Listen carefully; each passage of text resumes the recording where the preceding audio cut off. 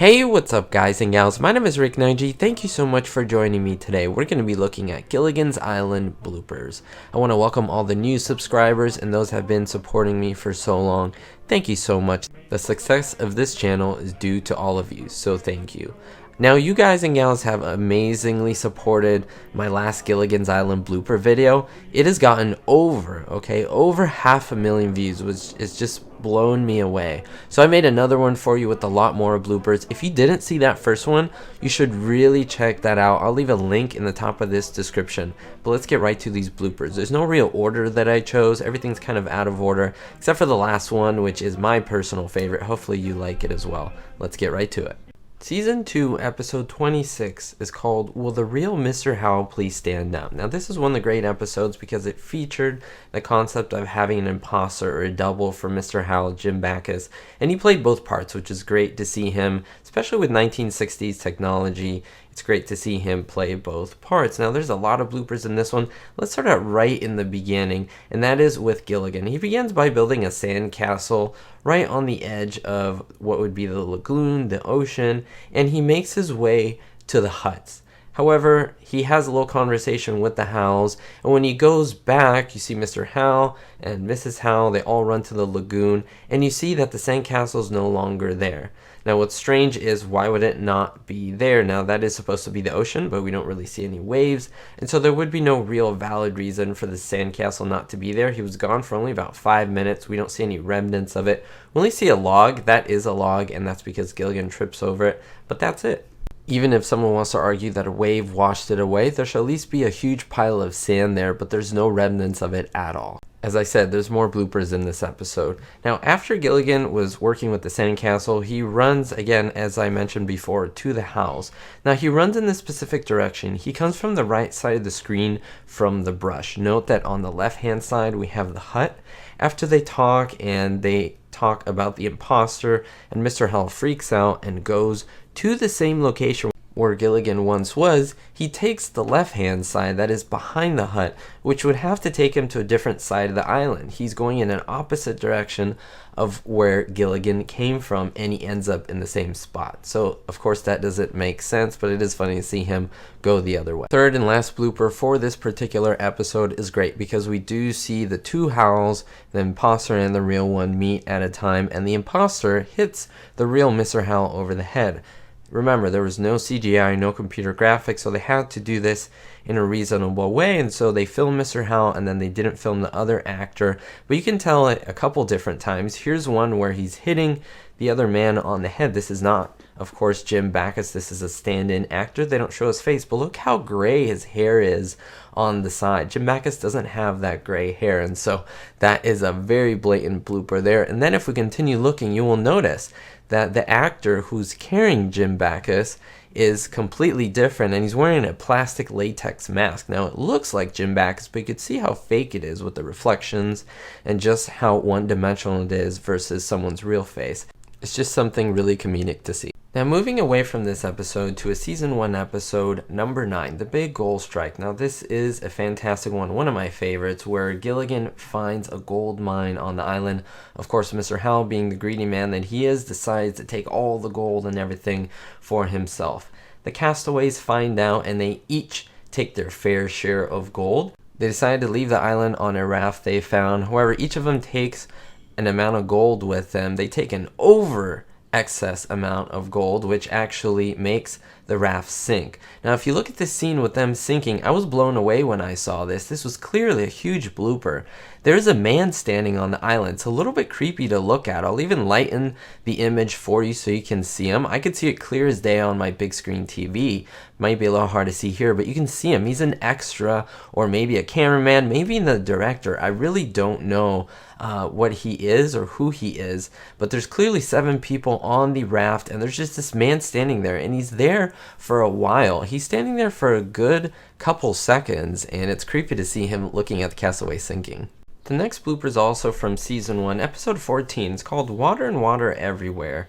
The castaways are really worried because they find that there is no more drinking water available to them, and they soon realize they have to ration the water. So they're trying to look for water everywhere, And even the skipper tries to join in by using a divining rod. Now, a divining rod is something that is used in some cultures to find water. It's kind of a superstition for some people, quote unquote. I'm not going to get into that, but just pay attention to how big the divining rod is when the skipper mentions it. You can see that it isn't that big. He uses his two hands to hold it in a certain way. And then him and Gilligan go along trying to find water. When the scene changes, it is literally 5 seconds after this scene, you can see how gigantic the stick, the divining rod, grows to. It's almost to huge proportions, almost like bicycle handles. That's how big they were. Whereas before, they were more mini. Look at the difference. It's not just a small difference. The difference is immense, and I think it was so comical. I actually caught this back when I was about 6 years old, and every time I saw the episode, I would notice how big the divining rod grew to, and I thought it was magical in some way. Then I understood, nope, it's just a big blooper. Later on the same episode, we see Gilligan finding a frog. He covers the frog with a hat, his hat in fact, and we see the frog jumping around. That is the hat jumping around. It is pulled up by a string. It's really comical to see the string, but I mean, that's how they had to do it in the 1960s, right? But a great blooper to see. So in my last blooper video, I did highlight an episode called So Sorry My Island Now, and this is kind of a continuation of So Sorry My Island Now, so I just want to refer to it. Japanese sailor is played by Vito Scotti, and he gets on the island. Now this is an episode later on. It's called Diogenes, Won't You Please Go Home? Now it has to do with Gilligan and having a diary, and that diary, everyone on the island is trying to read it to find out what's in it. And they are writing about the incident previously that I mentioned about the Japanese sailor coming on the island. And in one of those flashbacks, in how Ginger remembers it, that she had some karate moves, some karate skills, and she was the one who defeated Vito Scotti, that is the Japanese sailor with some karate moves. Now take a look at the woman who plays Ginger. That is, of course, not her. That is not Tina Louise. That is a stand-in. You can even call her a stunt woman, as well as the man who doubles for Vito Scotti. Doesn't look anything like him. She doesn't look anything like Tina Louise. It's very comical to see both of them. I guess they used them because they didn't know karate. But very funny to see, though. Continuing on with Season 1, Episode 18. Episode's called X Marks the Spot. Now, this is one where we see a U.S. experimental warhead that lands unexploded on the island. We get a big build up to the moment where the warhead is going to hit. Of course, nothing's going to happen to them because the warhead was actually removed. It was just the missile system.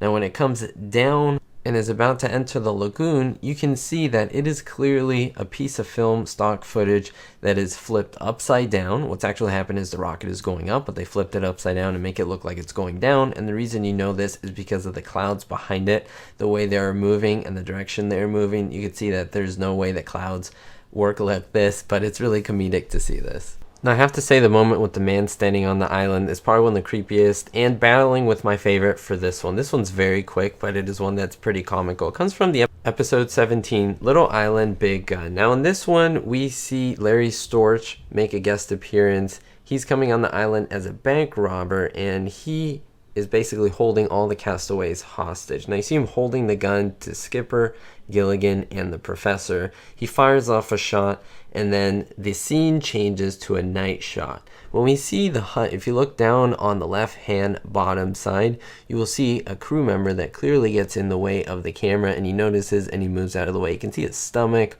or his hip or some outer portion of his body, but it's great to see this moment and this blooper in this episode as well. The last one for this video, guys and gals, if you look at any color episode of Gilligan's Island to the end credits, most people just skip that. But if you notice, this is a very famous one where we see Gilligan taking a couple logs for a fire that the castaways are building. Now you see an entire shot of the lagoon as well as the island, and this is a shot from off of the island, so it's a pretty rare shot. But if you look on the left hand upper side, you will see straight lines and angles. You will not see this normally in a jungle. Yes, these are studio buildings that were tried to be covered up by all the trees and so forth, but it wasn't successful. You could spot them, so you could see some studio stage buildings to the left. I'll highlight them for you. It's great to see these, and I'm glad to bring them to you. Check next time you see a color episode and you will notice them yourself. I think I'm gonna have to decide that the one with the man standing on the island is my favorite of all of these. Which one is your favorite, guys and gals? And tell me why, and if you spotted any of these, or maybe more, feel free to leave them in the comments down below. Now, if you want to see more videos like this, hit that subscribe button right now. It does help out my channel. The growth has been amazing recently, and it's all because of you guys and gals hitting that subscribe button and making that much of a difference in my life, and I do appreciate that so much. You're allowing me to do this, and it's truly a dream come true. We'll see you next time, guys and gals. Don't forget to stay positive, always better yourself, and most importantly, be hopeful.